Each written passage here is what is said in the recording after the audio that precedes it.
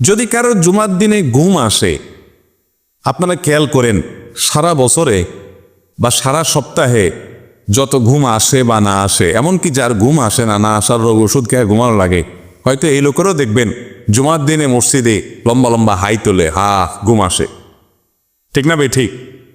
নবী করিম সাল্লাল্লাহু আলাইহি ওয়াসাল্লামের হাদিসে এই সম্পর্কে নির্দেশনা দেওয়া আছে। তার মানে তিনিও জানতেন যে জুমার দিনে পাবলিকের কি আসে। অনেকে শুধু হুজুরদের ওয়াজের দোষ দেয় যে হুজুররা ঘুমপাড়ানি ওয়াজ করে এই জন্য ঘুম আসে। নবী করিম সাল্লাল্লাহু আলাইহি ওয়াসাল্লাম যখন বলছেন তখন তো ঘুমপাড়ানি ওয়াজ কেউ দিত না।